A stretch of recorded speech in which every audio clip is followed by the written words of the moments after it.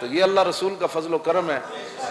یہ محض اللہ رسول کا فضل و کرم ہے، یہ محض اللہ رسول کا فضل و کرم ہے، یہ محض اللہ رسول کا فضل و کرم ہے کہ اس نے ہمیں توفیق دی ہوئی ہے اور ہم کام کر رہے ہیں۔ ہم سے مراد ہے ہماری جماعت، ہاں جی، یہ سارے متحد اور متفق ہو کر آپ یہ کام کریں، اور بالکل نہ دیکھیں کہ بھئی کوئی کیا کہتا ہے، انہوں نے کہتے ہی رہنا ہے۔ ہاں، کبھی بھی کسی نے راضی نہیں ہونا، جو اللہ اور اس کے رسول پر لوگ راضی نہیں ہیں وہ آپ پر کیسے راضی ہوگا؟ جو قرآن مجید پر راضی نہیں ہے،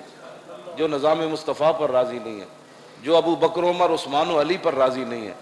جو حسنین کریمین پر راضی نہیں ہے، جو امام اعظم ابو حنیفہ پر راضی نہیں ہے، جو داتا علی اجویری پر راضی نہیں ہے، جو سلطان الہند پر راضی نہیں ہے، جو مجدد الفسانی پر راضی نہیں ہے، جو اعلیٰ حضرت بریلوی پر راضی نہیں ہے، جو پیر میر علی شاہ پر راضی نہیں ہے، تو مجھے اور آپ کو یہ ہر وقت تمنا رہنی چاہیے کہ فلاں بھی راضی ہو جائے، فلاں بھی راضی ہو جائے۔ کسی کو راضی نہیں کرنا، اللہ اور اس کے رسول راضی ہو جائے